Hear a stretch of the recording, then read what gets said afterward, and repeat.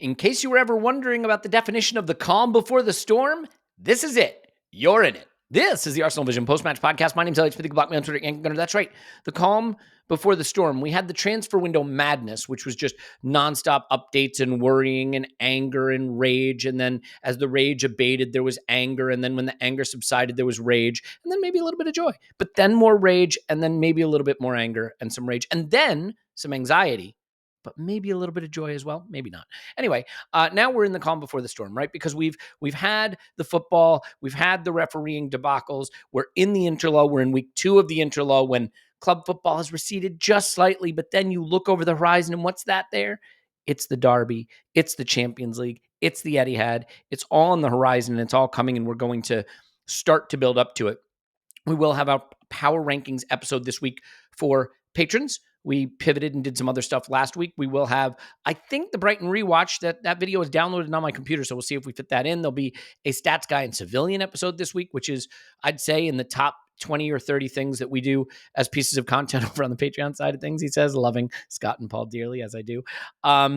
We will have something on the women's game as well from Tim, so lots of good stuff this week for that. We'll do the full Derby preview stuff on Thursday on the main pod. We've got, I think, a fun episode today, though.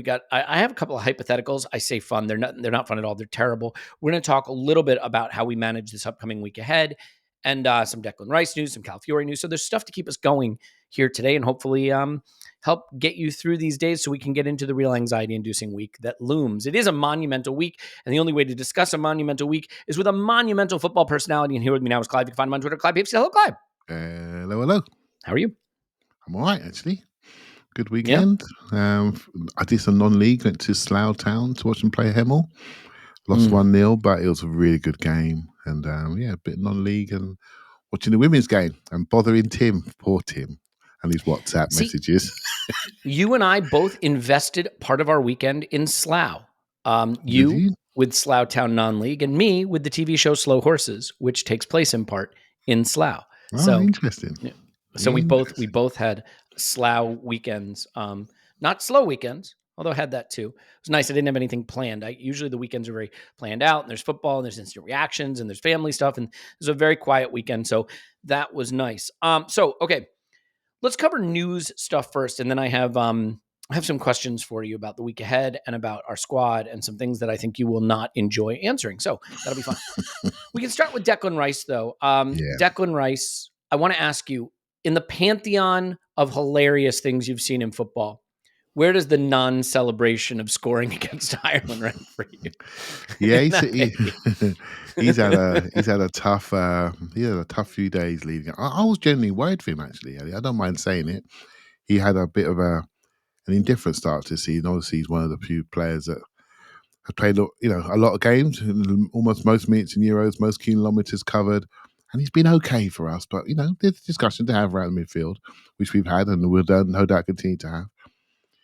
But then we saw him back, didn't we? He looked back. He's like, oh, okay, all that stuff just gone away. He's just running around the midfield on his own, everywhere, hitting the centre of the ball, and it's like, oh, thank goodness. Our memories are so short, aren't they? They're so. He's going to be so good in the Derby now. Oh no, wait, he won't. Yeah, he's suspended because he touched a football. Yeah.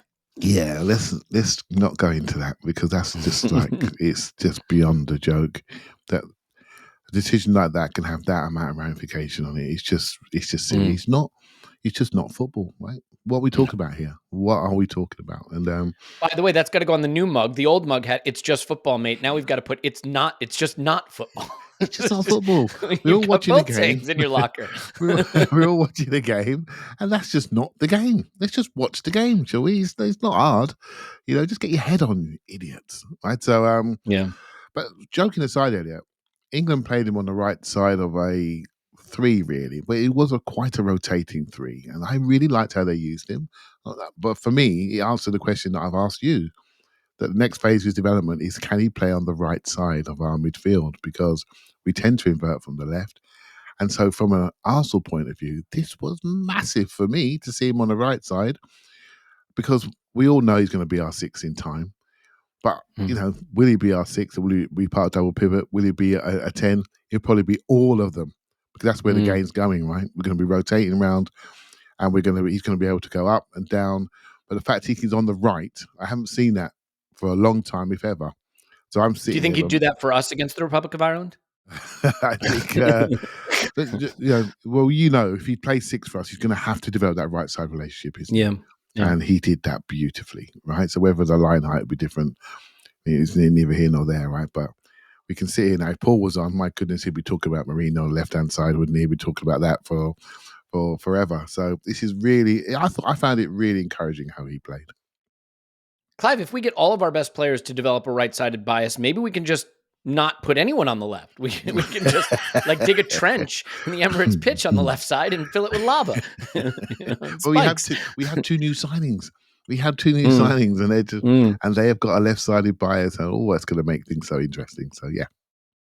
Rice did have some comments after the game that I thought were interesting. One of which is sort of that he's playing himself into form, that this is sort of an extended preseason for him. And I think he's saying out loud what maybe other players wouldn't. Which is essentially some of these players that had the Euros and had shortened holidays and came back, rushed into the action because you can't afford to drop a single point these days, or, the fans will not allow it, will not accept it. And Manchester City will find a way to 130 charges their way to another title. So do you think that what he said is something we have to keep in our mind, not just for him, but for quite a few players, with the anticipation that there's probably a future 6 weeks from now when not just Arsenal, but a lot of teams that have those players in their squad look very, very different as those players really hit form. That's not reassuring given the week we have looming ahead of us. But is that something that I think we kind of have to be cognizant of, just given the circumstances of the international tournament this summer, or tournaments? Absolutely. I think if this had been me a couple of years ago on the podcast, I'd have said to you, Elliot, the season doesn't start till after the international break. But given the fact that we lost the league by 2 points last year, every point is valuable, and I'd get a kick in on the disco, right? I'd get a kick in today. You're going to get it anyway. Don't worry. Yeah, they got you covered. But that's what I would have said. But now I realise that every point is important, etc. Not saying now I realise, but let's be honest. The season does start now. It does in all but name. But the fact we just had our 2 points stole from us, it makes that conversation slightly less easy to have. You know what? We're back to non-league again. In the non-league world, they start off with pre-season, but they use matches to get fit. You'll find 2 matches a week for 4 or 5 weeks. And sometimes you can have 10 friendlies, and you build up your minutes using those games. And it seems that's what Declan Rice has been doing. He's been building up his minutes, building up his time on the pitch in the games. We sort of had this perception they just come back ready to go, but it's not possible, is it? It's not possible. And some teams have not even played some of their players yet, and so, yeah, it's just showing you're never sure what you're watching. You're never sure where people are. But the contrast of watching him at the weekend, regardless of your position, just look at his movement, it was massive. Yeah. I want to ask you something about personalities in footballers, and especially midfielder personalities. Because I think we've seen this in England for sure, right? With Gerrard and Lampard. We saw it a bit with Jack Wilshere, and I think Declan Rice has this a bit too. And it's the Roy of the Rovers, big personality, hero mentality, put out all the fires, score all the goals, create all the chances, be all over the pitch. And I'm not saying this is a pejorative, but I'm saying that I do wonder if there's some players that need to be that for their personality and their quality to come out. And that maybe the role we've given Rice, a very sort of specific area he's standing in, far away from his central midfield partner, up on the edge of the final third, that we've put him in more of a box this season, a more tactical position, almost like a crouching tiger poised, but he's not a crouching tiger. He wants to be on the gallop. He wants to be all over. And so part of the move to get him to 6 is not so much that he can't thrive as an 8, because I think he has the talent to thrive anywhere, technically. Yeah. But personality-wise, he wants the big area to roam. He wants the spotlight of covering ground and making big tackles and carrying the ball big distances. And so, do you think, just from a personality standpoint, the box we put him in a little bit this season so far just constrains who he is from a football identity standpoint? Yeah, I totally agree with you. I think every game is different, man. We both got Brighton in our minds, And where he was standing against Brighton was not what I'd like to do. I'd like to see him do. But Brighton were very much pushing on to us, so maybe we were going to push back and get him up there early and high. And we just didn't see the second half in it to judge what was going to happen in that game. But I'm a big believer in psychological evaluation of players and what they like to do. And you said the word six. I would just call Rice a behind the ball player. I prefer him to be behind the ball more than I prefer him to be ahead of the ball, coming back to it. Right. So if he's behind the ball more often than not, he can go and get it. Do you see what I mean? I think his skill is seeing things ahead of him and then interjecting and changing. He needs the freedom to control momentums and change momentums in game, but he needs to see it to go do it. And once he sees it, he should be free to do it. You know, and this is why I do believe in the what I call psychological balance of partnerships. And I'm hoping Mourinho can be that guy that can see what Declan wants to do and then goes into the areas that he's just left. Do you see what I mean? I think, and I will say this because you know Thomas Partey, I believe, I don't think there's a good psychological balance between him and Rice. Not always. It all depends on Rice's starting position. And the reason why I say psychological balance is Thomas Partey is a deep line playmaker. And he's the sort of player when he plays, it goes through him. Everyone knows it's going through him. It goes through him. And I'm not sure that's the psychological balance I want to see for a £100 million player. It's not about who's better, who's worse. It's about creating that balance so people know what because they're almost both too good, if you see what I mean. It's like they're so good, they dominate the game when they're on the ball. And I think you need somebody a little bit less alpha, if that makes sense. And I'm looking ahead. These are first world problems here, Elliot. Do you know what I mean? If they both play really well and we beat Man City, or we won't say a word about this. Do you know what I mean? So that's the end of it. But I do think there's room for improvement on the balance of how they play together. Because I do think they're complementary. But psychologically, I have always had this question. You know, I've had this question about their balance on the pitch. Yeah, it's an interesting one. I mean, how Declan Rice plays is not the goal of Arsenal Football Club. The goal of Arsenal Football Club is to win football matches and play the best football we can. But getting the most out of Declan Rice, I think, is a pillar of achieving those goals. Now, I would argue that maybe some of the consternation around Rice's performances is overblown, actually, through 2.5 games, which is all he's played. I don't think it's like, holy cow, he hasn't been any good. I certainly don't think that's the case at all. The thing that's so interesting, and I guess we're relying on the journalists out there listening to this pod, taking our advice, to maybe ask the question that it appears there's a shift in midfield dynamics for Arsenal this season, and asking Mikel what he sees as the evolution of the midfield. That is it just personnel? Is it something he wants the midfield doing differently, a different way he wants to progress the ball, or different areas he wants the players to be on the pitch? Maybe he sees chance creation as a priority, and having 5 in the line up higher earlier, he thinks gives us a chance to create more.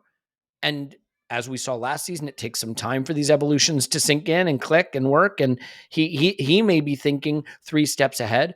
But Clive, I'm really curious to see, because I don't think Mikel Arteta, whatever you think of the guy, I think he sees football quite clearly. Yep. And any of the things we think we're seeing with the midfield in terms of balance, in terms of relationships, in terms of distances, this isn't Erik ten Hag. It's not possible he just doesn't see it or doesn't know how to coach it. To me, it is quite clear that there is something he believes he's building towards. And so, we know what he spoke about in preseason, efficiency in the box. There was that really sort of cryptic quote about, we're going to try to work on things that are not easy to see when you watch football with your eyes. So there may be some 4D chess here. And I'm not trying to do a meme of he's a genius and we just can't see his master plan. It's just, it may be the case that there's something he's building towards and we haven't really seen the end product of it yet, Yeah, no doubt he is. And he did buy a midfield player, by the way. They've been after for a long time and he's got him. So let's see. Doesn't ring a bell. Let's see what let's see what he does. But in the end, Elliot, when we watch our teams, we watch our teams. We watch our players. We know them intimately. We know when they're playing well or not playing well. Even for 5 minutes, we know when they're not playing well. And they give the ball away. We know that's not like them, and we can get after them because we know them. They're near and dear to us, right? But we have to sometimes remember when we're watching a game of football, there's something called the opposition, and they're doing certain things, and it's maybe taking us a time to overcome certain things. I think we'd have overcome it in all 3 of the games so far, but we just weren't able to in the last game for the reasons that we know well. But I'm not holding on to these games as like this is what we're going to do now. I think this is once a week Arsenal. We now go to 3 times a week Arsenal. You see what I mean? And and everything changes. Everything changes. So the squad becomes bigger, becomes deeper. We share minutes a bit more. We have different faces, different looks, and that's it. And we're going to a new phase now. We've got a massive week coming up where we set our stall out in the Champions League, and we've got Tottenham away and City away, right? So there will be a key man dependency in these games that they have to do well. But then we go into real accumulation time, and I think the season changes again, right? So I'm not prepared to sit here and say to you, we're doing this now, we're doing that now. I can see the opposition are doing, and I can. Funny enough, Elliot, I saw a clip of David Raya this morning playing for Spain against Sweden. Was it Switzerland? I'm in Switzerland, sorry. Switzerland, yeah. And they won the game for 1, even though they were down to 10 men. And the comp from Raya was excellent, and some of his distribution was out of this world, right? And it just got me thinking, it's just time to go direct. And someone came back to me and said, Clive, we were pretty direct against Brighton. Well, I can see it's continuing. To go direct. And so until these teams get off us, get away from us, and then so Rice's role, what we might like, may not change yet because we might like him higher up the pitch. We can do more damage and win the ball higher. So it's just all about the opposition, what they're doing. Go direct, go over the press, get into one-on-ones, fast support, arrive there quickly and play from there, and keep doing it until teams stop doing that mid-6 block against us and make it difficult to play through. When they drop off, we'll start to play through and press them back, and it'll be a territory game. So it's going to be interesting how we develop this going forward. Yeah. Well, I want to ask you a hypothetical then. We'll talk about Calafiori in a moment, but I want to ask you a midfield hypothetical. So there's not a lot of clear reporting on Marino's injury, but 6 to 8 weeks is what's out there. All the doctors who have talked to me about this, knowing nothing. And again, whenever you report on injuries that you haven't examined, you're just going on the standard of that injury. And people have been coming back to me and saying that this is not a great injury. This, 6 weeks would be early. 8 weeks would be still, you'd be happy with that. But do we know what the injury is exactly? It's some kind of fracture in the shoulder. Now, if it's a collarbone, it could be quicker, but that's not how it was reported. It was reported as a shoulder. So it sort of depends. But I'm not bringing that up. I'm bringing that up for a different reason. Okay. So bear with me. I'm not bringing this up to say, that armchair medicine is the way to go. I'm using this as an entry point to a conversation. So please don't take it as me saying, here's when he's going to be back based on some third party observing it from TV. What I'm saying is, if it is 8 weeks, if it is all of September and all of October out, and it's, it's been reported late October, early November return. So that's what's being reported. So even if we just take that, gosh, I'm doing a lot of throat clearing here. Bear with me. We play Liverpool at home the 27th of October, Newcastle away the 2nd of November, Inter away the 6th of November, Chelsea away the 9th of November. Liverpool, Newcastle, Inter, Chelsea. That is an absolutely brutal run of fixtures.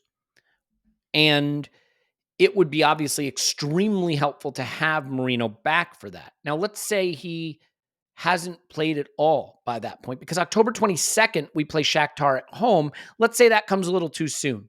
So he's back in full training in time to be involved for Liverpool, Newcastle, Inter, Chelsea.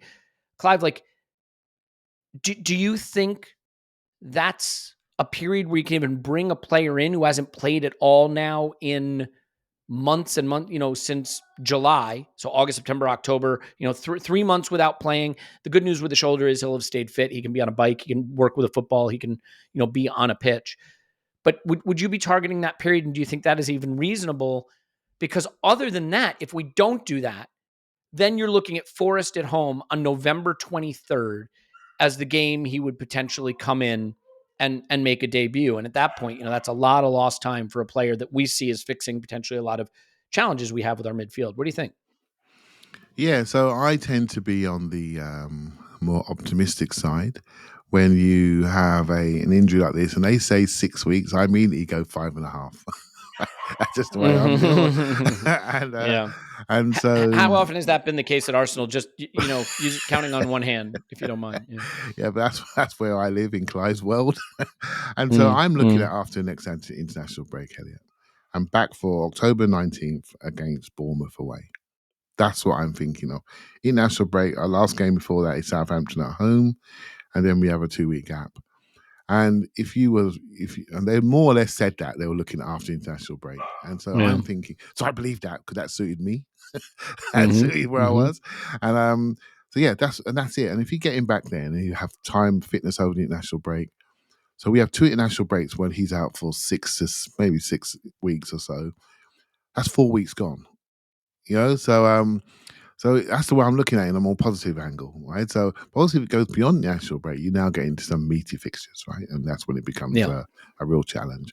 And then you have one 31-year-old, one 32-year-old, and Declan Rice that's on his way to running a marathon every single game. It does feel a little bit like, okay, this is not in the plan, right? But that's what happens. Yeah, and you look at it, whether you regard them as the best options or not, if you needed to rotate in midfield, maybe Shakhtar at home or Southampton at home, maybe you would have started Smith Rowe at left 8, or you would have started Fabio Vieira at right 8, or whatever the case may be. Those options are gone. El Neni, whatever you thought of him, gone. It is down to a 17-year-old now, Nwaneri, or even Miles Lewis Skelly. We're really down to brass tacks here. So I'm going to ask you a hypothetical that you'll hate, but I thought a lot about this morning because I am deranged. If you could go back in time and Mikel Merino does not get injured and is available for us from the moment he arrives, but you don't get Raheem Sterling and Merino stays fit, let's just say you can say he stays fit. Why would you make that trade-off? Keep Merino fit, but you don't get Raheem Sterling. Would you do it?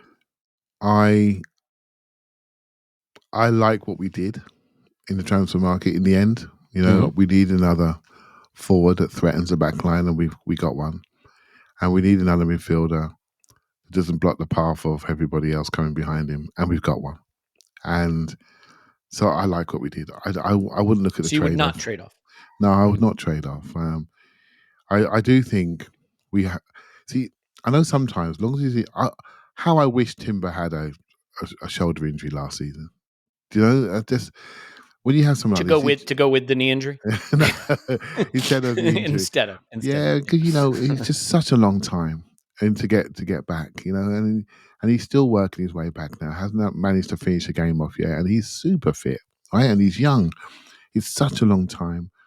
I just feel this is the way we need to go. We need to go this direction. We need to stop worrying about people who are not available and start to look at it on the basis of opportunities provides others. Because when you see opportunities, then you see your true depth that you have. And if that does mean Zinchenko in midfield, if that does mean we get to see Ethan Nwaneri and suddenly this player looks the business, imagine how we would all feel. We would be beyond ourselves, right? He's been in our club since he was 8, 9 years of age. Imagine if he comes into a Premier League game and dominates. How that changes the discourse. It changes how we feel about the team, the club. This is what I'm looking for. I want him to play. I want that kid to play. I want him to change our thinking about our involvement in the academy and how we trust people. I want him to play. We've seen him play. I know he's pre-season, Elliot, but we've seen him play. And he didn't look silly out there, did he? He looked really promising in 2 positions. So he moved to the left 8 on some occasions, so he can line up in a 4-4-2 deeper and also be part of the 4-4-2 off the ball higher up. He can dominate the ball. He can receive it. He can move it in one touch. He can sprint out of danger. I want to see him, mate. I want to see him play I want to see him play for Arsenal, and I don't care when it is. I think he's good enough. I really do. So I agree with a lot of that, and I'll go a different direction with some of it. So the first thing I'll say with Nwaneri is I think he's good enough to play for Arsenal in the Premier League. Yeah. I tend to be guilty of, and I acknowledge this, letting the past be prologue, letting past performance be indicative of future returns. And what I mean by that is the things I've seen happen before are the things that I tend to assume will happen again. And what I mean by that is I have not seen 17-year-old players play significant roles in teams that achieve over 90 points and win leagues. I've not seen that. Doesn't mean it can't happen, though. So if we were Arsenal 2 seasons ago trying to climb back into the top 4, I think Nwaneri not only could play, but could play significant minutes. That's how good I think he is.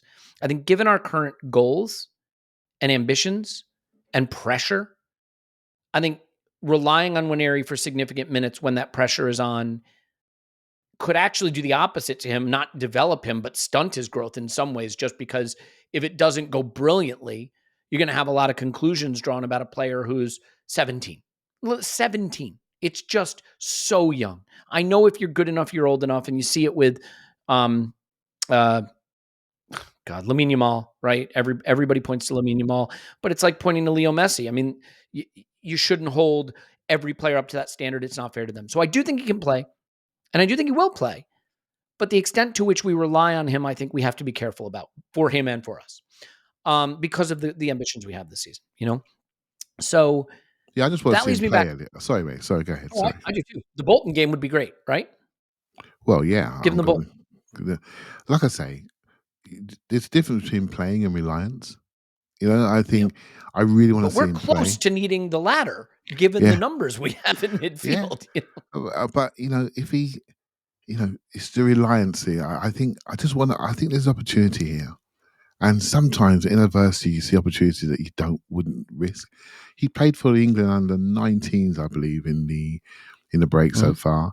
I think he scored in one game. And I'm glad he got those minutes because he isn't playing anywhere else. He isn't playing for under 21s anymore. And so the Champions League, UEFA League, he's not in that, or he's not there for that. He's in our main Champions League squad. Will he play those games? I don't know what the plan is for him. So he needs to play, right? So we can now use him. So I'm glad he played for England under 19s. And I think he came off the bench in the second game, started the first one. And so now he's had a couple of proper games, proper minutes. So I didn't want to go too deep on him, but what I want trying to get the thought process across is we shouldn't be afraid of injury providing opportunities to find other solutions. Because all it does is make the squad grow in our minds. And I think that's a really good thing because we have a tendency, myself included, to just care about the best team. And I want the best team out there for the biggest games. We played Man City at home last season without Bukayo Saka and we won the game. And we may have had to play a different way, a bit more of a compressed style, and a bit more, very close and compact. But we won the game. We found a way around it. And I like that. I like solutions that maybe I've not thought of. It all goes to make the game what it is, right? A beautiful thing, a beautiful thing.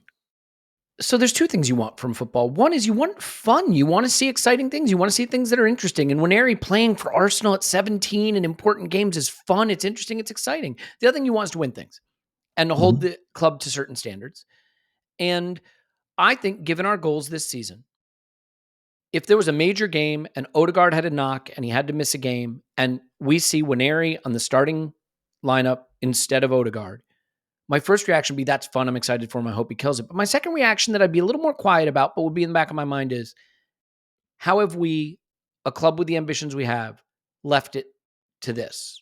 That this is the way we solve this problem. Now, I want to be clear. It's probably not how we would solve the problem, right? We'd probably play Kai in midfield and Party and Rice. So I don't want to, I'm not being hysterical. I'm just saying, I think you have to balance the excitement of wanting to see Nwaneri with the pressure we put him under, the expectations we have. But to my hypothetical, the Merino Sterling one, I love the Sterling signing. I love it. And our scouting video only got me more hyped. I don't think he's lost much.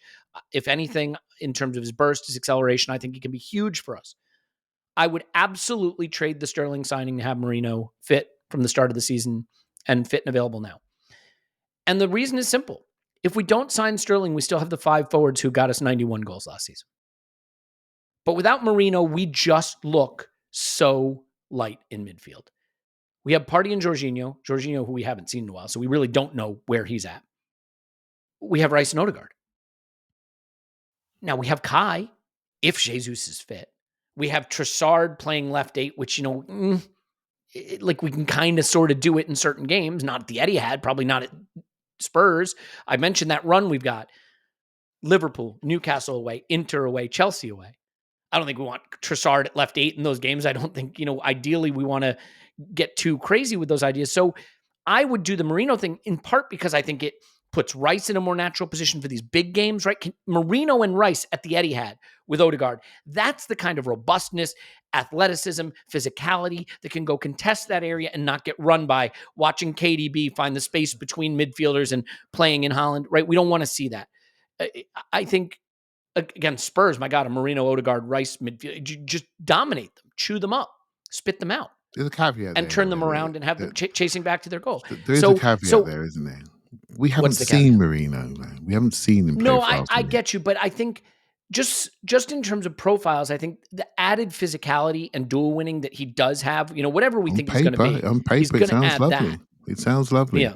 It sounds lovely. It's just an extra body, if nothing else. And so I would make the trade because the other thing people forget, there is a January window.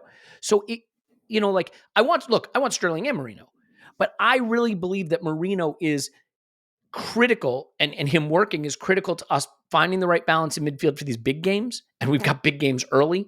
We could still go on to win them. And this could all be moot. Of course. But I would make that trade because then in January, you could always go again, maybe even for Sterling. I'm thrilled with the Sterling signing. I have to admit, and I tend to shit my pants a little bit, I'm beside myself about the Marino injury. I had really talked myself into the idea that from a midfield balance and numerical standpoint, he was a critical piece. And I'll admit, Clive, I'm going through it a bit with the fact that we don't have him to call in this gauntlet. The most critical piece in the midfield, based on what we know, is Declan Rice for me, right? But some people say no, it's Martin Odegaard, and it's probably 50-50. They're the most critical pieces, right? And they are the future of the club, and they're in there just coming into their peak in a couple of years' time. So they're the most critical pieces, and so we haven't got Rice for this game. And so again, I don't stress about it too much. We've got about 60 games to go. There is no way they're all going to play every single game. They're just not gonna. And so we're going to have to deal with this at some point anyway. We're going to have to deal with somebody. What if someone just wakes up night for a game and he feels sick? What are you going to do then? Are we just going to throw everything away? It's just like toys fully out of the pram. Oh, well, Elliot, we were talking before the pod started, right? We were talking about some of the injuries that the LA Rams went through yesterday in the first NFL game. Out of nowhere, one of their bright young players potentially could have an injury that could take him out for a short period of time. The NFL season's not that long, and suddenly you're in trouble, right? So it's just the game. The key for me is having the ability to react. And so I used a phrase last week, I call it fake depth. We had these names that we were used to that give us fake depth. Mm-hmm. So the Nelsons and the Smith Rowes and these guys, they were there and everyone liked them. But when it come down to it, we weren't fully happy with their output. I mean, we could blame who we want to blame. Now we've got real depth. We've got people who have got a track record. The only ones I've not seen yet is Marino and Sterling. But we've seen Sterling for 12 years in the league, right? So we know what we're going to get, sort of. Marino, well thought of, just needs to get up to speed. He would have needed that anyway, regardless of when he joined. He needed that time anyway. Calafiori needed the time. He's up to speed now. Expect to see him, if he's not overly injured, in the group very, very quickly, getting more minutes. But he needed the time post the Euros. Rice has said he needed the time. So these ideas on paper were never ideas for me. We worked hard with the players who we knew were going to play this year at the start of the season. And they produced so far. And we just need to give the others time to get up to speed. And then we roll into accumulation mode later on. Yeah. I think you hit on a really important point. the goal isn't to just have bodies. The goal is to have players who can maintain the level. And I do think that we've narrowed the squad down to a group that we're more likely to get what we need from the players when we call on them, which is a good thing. I mean, obviously with Nwaneri, it's a little more of a guess still, and Sterling and Marino have to prove it, but we feel pretty good about that. Obviously, we feel great about Calafiori.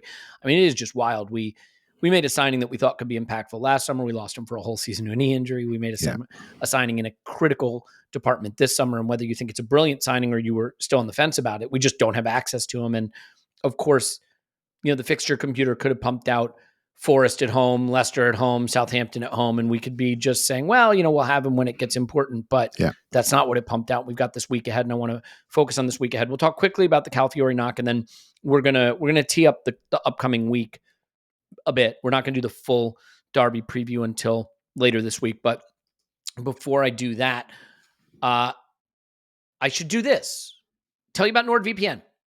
Look, I use this thing every day. It's a video on social media that's geo-locked, or it's a highlight show, at the end of the Premier League weekend that I want to watch. When I'm traveling away from the US, I need to VPN back so I can watch all the football, because it turns out there's no 3 p.m. blackout here, thankfully, although most of us would probably be asleep at that time, although some of us are crazy enough to get up for those games. So, it is just the fact that I use this constantly. And Nord is great because it's an app. I click on it, I tell it where I want to be browsing, and boom, I'm there. The speeds are great, so you still get great high quality video when you're watching it.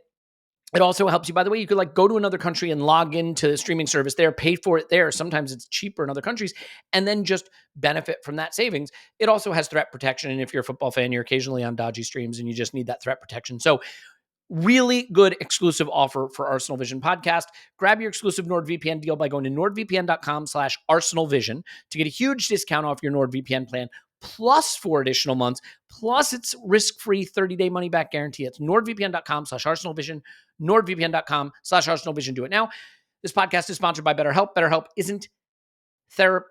How do I say this again? It isn't online therapy. It's therapy that happens to be online. And again, I have said this as many times as I can. Just do therapy. You will be stunned at how getting things off your chest helps, how having someone to talk to about the things that are stuck in your mind will help. And while we have friends and we have family, or, maybe you don't have that friend or that family member you can talk to, some of us do. It's not really the same, because we don't want to necessarily be burdening others all the time. So we keep it in. These are people who are trained to hear what's on your mind and help you find ways to work through it. And what I would say is, I went into an office, I sat with a therapist in person. I still think that is absolutely the best experience to have, but you have to find someone, you have to drive there, you have to drive back. You need that time, you need that money, you need all of the things to do that. And if not doing that means you don't do it at all, that's terrible, right? It's like saying, I don't have 40 minutes to work out, so I'm not going to work out for 20. Just do it. This is a way to do it. You can do it easily. You can do it from wherever you are. You can match with someone that fits for you, camera on, camera off, and it's affordable. So rediscover your curiosity with BetterHelp. Visit BetterHelp.com/vision today to get 10% off your first month. That's BetterHelp, HELP.com/vision. Do it now. And the return. Oh boy, Clive, it's back. The return. This podcast is sponsored by Indeed. Indeed is the hiring partner that helps you with quality candidates fast. Over 350 million global monthly visitors. Indeed doesn't just help you hire faster. 93% of employers agree Indeed delivers the highest quality matches compared to other job sites, according to recent Indeed data. The thing I like about Indeed is it's just the internet gets annoying sometimes, because you're like, I'll go to this site. Now I got to go to this site. Now I got to go to this site. Now I got to go to this site. Did I check this site? One site to control them all. Think of it like the One Ring, except instead of being Sauron and destroying Middle Earth, you can just be like a good hirer. Your business deserves the best people, and the best people can be found on Indeed, and you can do it with less time, and you can do it more affordably. So join more than 3.5 million businesses worldwide that use Indeed to hire great talent fast. And listeners of this show will get a $75 sponsored job credit to get your jobs more job visibility at Indeed.com/ArsenalVision. Just go to Indeed.com/ArsenalVision right now and support our show by saying you heard about it on Indeed on this podcast. Indeed.com/ArsenalVision. Terms and conditions apply. Is that enough of that? Indeed. Whew. Return of the King. Gotta love it. Gotta love it. Just feels right. Clive, quickly, Calafiori out till next season. Do you think you looking forward to 2026? 2027? I don't know. Out for 2 seasons? It's hard to say. There's some rumor that they did an anklecectomy. They took the ankle out. So now the knee bone's connected to the foot bone. Yeah. Are we worried about that at all? He looked a bit of a strange one. Kicked to the back of his calf, ankle twist a little bit. He missed I will training. tell you, the back channel doctors who get in touch with me say they don't like the, quote, mechanism of injury. They don't like that he was holding the high part of his calf when it was the foot that turned over. So if you want to do some pants shitting, I'm giving you this window to do it. What's your thought? Well, I First, can't. the Italian doctor says he's fine. He might play the next game. Now he's back with Arsenal. Yeah. We'll see. Did he? It looked like he got a blow to the calf that affected his ankle twist. It wasn't that. Did you see the injury? Yeah, I saw it. The leg whipped into it and it folded the foot kind of under. Yeah, so but he got a kick on the calf. The contact initially was on the calf. He did try to play on. Yeah. And he walked off the pitch with his own body weight, right? So that's always a bad sign when you can't put any weight on anything, right? So that's true. That's true. So yeah, I'm hopeful, Elliot. But then again, I think Mourinho will be back when they say I believe everybody, right? So because that's what I want to believe, right? So I think he'll be ready for the weekend, and I actually think he'll play at the weekend. So that's okay. So that's the thing. The reason I'm actually I care about this news. I don't think there's a serious injury here. I'm joking around. My guess is I think he'll be okay. But I do think he was probably very much in contention to start the derby. I really believe that. Yeah. He's looked good when he's come on. He's gotten some Premier League appearances under his belt. He played, by the way, unbelievably for Italy. Like, look at the comps of that game against France. He was sensational. Yeah. Not like that bum Saliba. No, I'm kidding. He was sensational. And I thought he could start. Now, if this is a knock where there's even a little bit of concern or he's just not quite right all of a sudden, again, it's just another little piece of the plan we might need to modify. So that would be my only worry, Yeah, it's not a lot of days to get fit. No, it's not. It's a knock, right? I think little quiet word in there, yeah. Look, guys, I think Italy are playing Israel tomorrow night.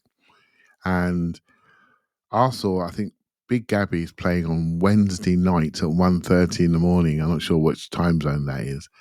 But again, it's time for him to get back. But Calafiori becomes very important because Big Gabby will play for Brazil, I presume, because he played well in the last game. And so he'll come back late.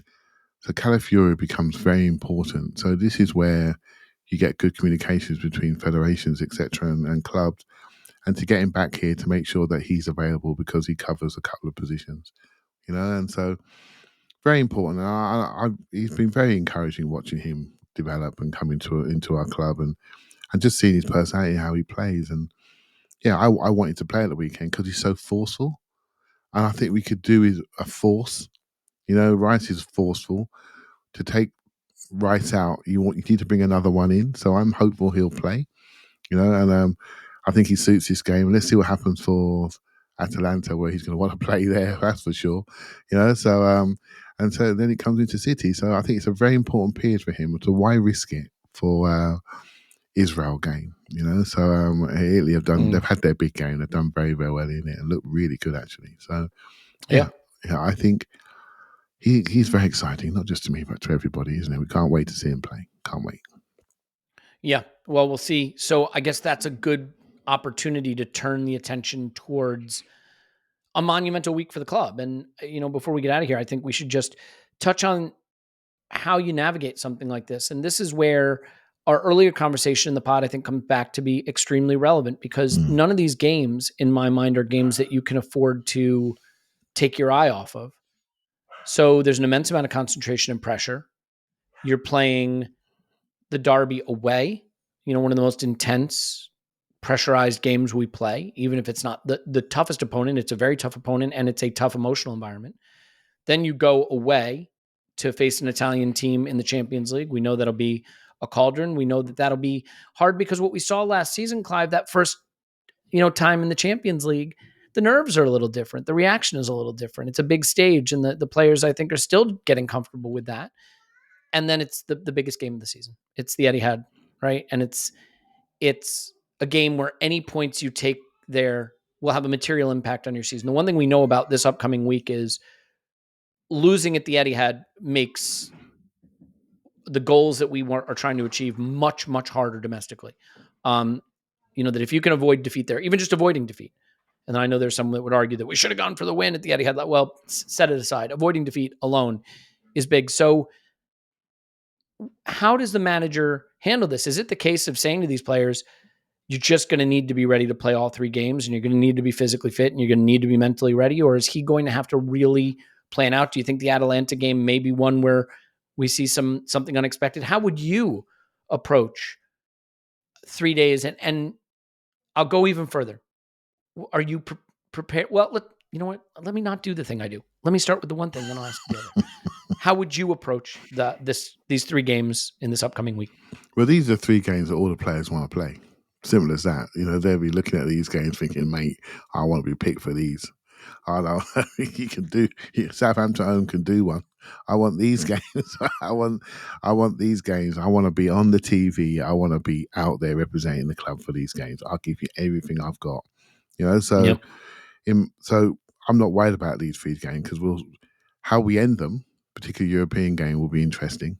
Who starts, who ends, right? So Atalanta, they're not idiots, right? They won the Europa League, so therefore they're a good team, well coached. So yeah, I think it'll be a challenge for us. Was it last year we went to France? Was it Lyon? Not Lyon. It was Lille. Lons, that's right, it's Lons. And it was their first game for ages, wasn't it? And we walked into a cauldron. And we could do the same again in this game. And it'd be a challenge, right? But it's okay. I think I'm more worried about Bukayo Saka playing for England against Finland this week. I don't think he needs to. They've got Bowie, they've got Madueke. I'm to be pleased. Fair, I think we know he's only going to play 91 or 92 minutes. I wouldn't worry about him. I'd like to see him not playing this game because of that week where he's going to be important. And if England can't deal with Finland, then that's an issue. I think Declan Rice should play in the second game because I think he could do with that game and it'll give him a nice full week before he comes back for Atalanta. So yeah, I just think these are games that people want to play in. But we read this morning that Jesus is potentially in good shape for the weekend. That's a big, important option. Trossard is a big option. Sterling's a big option. So we can end games in different ways now, which I'm really pleased about. And I don't think anyone would worry about that. The midfield, your point, Elliot, is a valid one. But let's be honest, we had Vieira there, for example, and we weren't really sure about him, but the comfort was there. The fact he's playing now at Porto, hopefully for the season, we get to find out what he's all about, right? So I am looking forward to these games, not worried about them in the slightest. I do feel though, Elliot, City, of one. the City one. City, I think, want to smack us in the chops. That's what I think they want to do. They're rounding into fitness and health for that game. You can see it, can't you? Foden kept away, Rodri kept away. I'm sure they'll all be playing come that game. Haaland in tip-top form. They're in tip-top form and health, and they're rounding into that game. So I just want to make sure we're ready for them. Ready for that game, and I think that's really important. But I look forward to that because I want to see us play at full throttle against them. I know it does matter, but it doesn't matter as much as the second game will matter. That will matter a lot more. They are home to Brentford, then home to Inter on Wednesday. We are at Spurs on Sunday. They're at home to Brentford Saturday, home to Inter Wednesday, and then home to us. We are at Spurs Sunday, at Atalanta Thursday. So we go Thursday, Sunday. Look, whining about when the fixtures fall is pointless and stupid and worthless and all those things.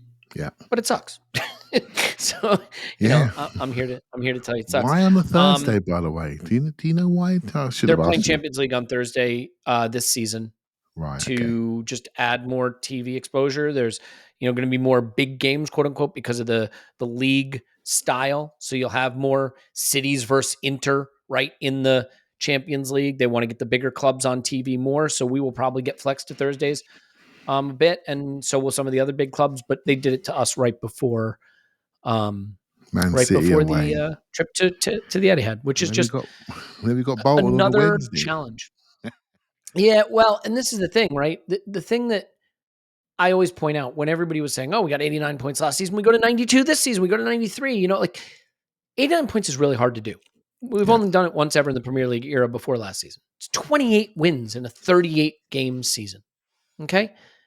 The reason it's hard to reproduce is weird stuff happens. You get put on a Thursday night before going to the Etihad, right? You get red cards for doing a thing that has never been a red card before, and suddenly your midfield, your most physical, athletic, rangy midfielder misses the derby against a team that wants to do what? Turn it into, a race up and down the pitch. And so these are the things that make it hard to go back and repeat what we did last season and go one better, because there are things that are not inside of your control. Some people would say, well, not getting sent off is inside of your control. Not going to debate that again. Yeah. I'll ask you a question that I look, I don't want to go talk Sky Sports type stuff here. I want to be careful how I say it, but I'm going to say it with the idea that I'm thinking a little bit about external pressure, which is, do you regard this upcoming week as season defining, in the sense that, at least for the near future, it is going, if it goes well, it is a springboard to what will be presumed to be a title season. People will say, we can do this. We will do this. If we win both these games, forget the Atalanta game. If we win both these games, we are validating everybody's belief that we can go on and do it this season. But we go into, the Spurs game without Rice and without Marino, and the Etihad after a Thursday game without some critical players. And if we don't win these games, I think the obviously the sharks that want to circle will circle. That's what they do. We will have to band together. There's a lot of season left, and we didn't get off to the best of starts last season, by the way. I think we're on like a 76-point pace until about the new year, and we finished with 89 points. So anything is possible. But do you, maybe instead of saying is it season defining, do you have concerns about the vicissitudes of the emotional reaction or the perception with such an emotionally pitched week ahead, and maintaining a level head regardless? Yeah, this was in the post, mate, to be honest. This start was very difficult, and very difficult start, and and we knew that the European fixture would have to be away from home, wouldn't it?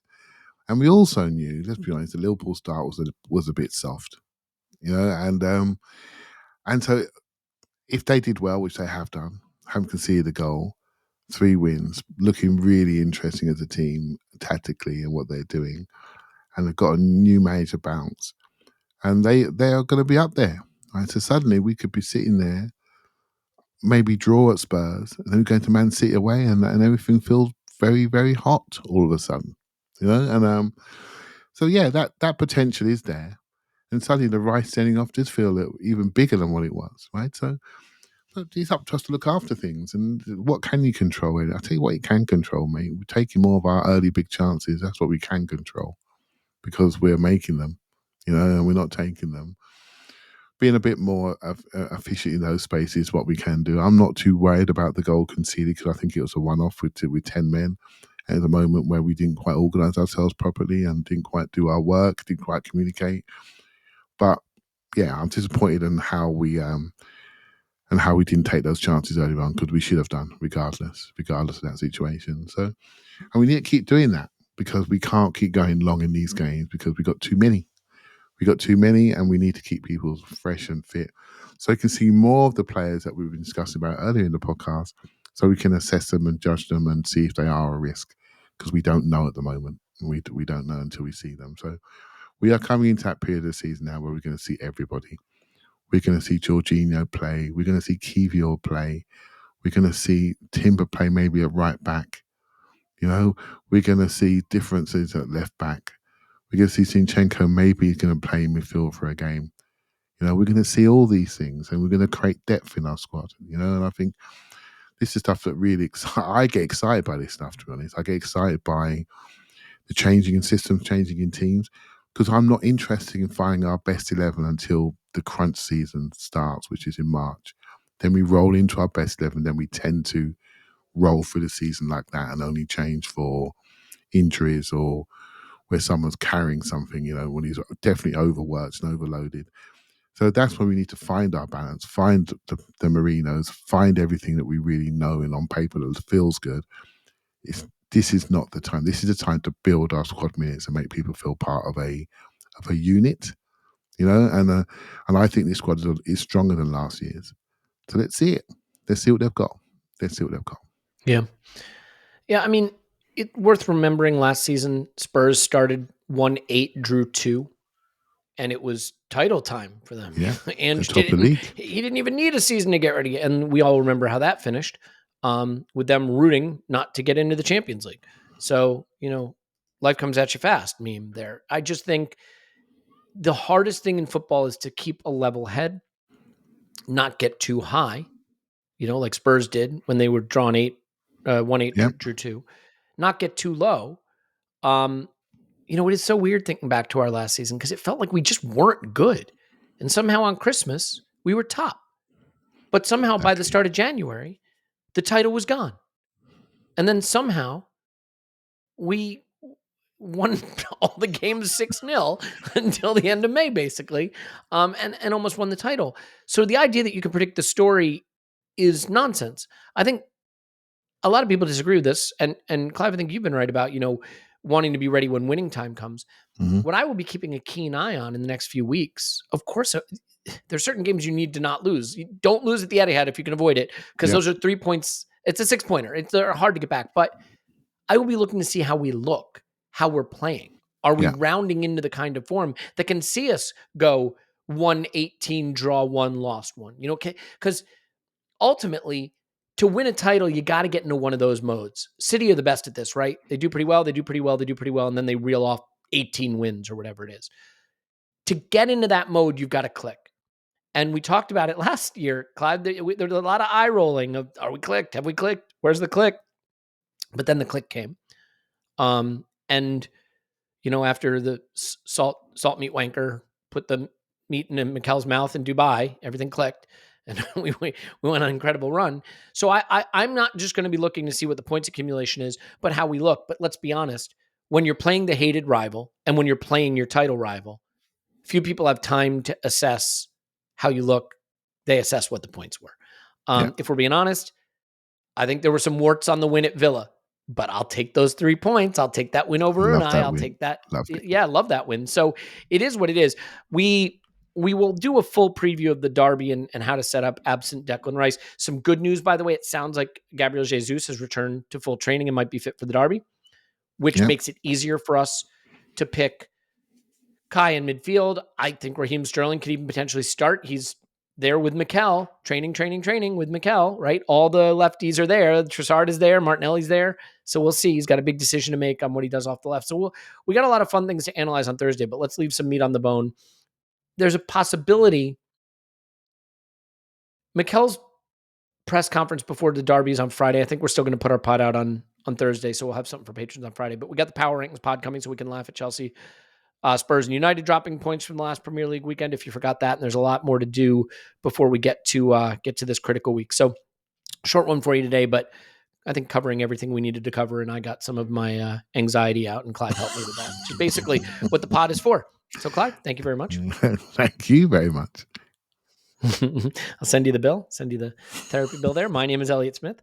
You can block me on Twitter, Yank Gunner. Hope you're doing well wherever you are and finding some way to get a little peace during this interlull, because what's ahead is the storm, and we'll just weather it together and hopefully come out on clear seas and sunny skies. So we love you, and we'll talk to you after Arsenal 10, Spurs 0.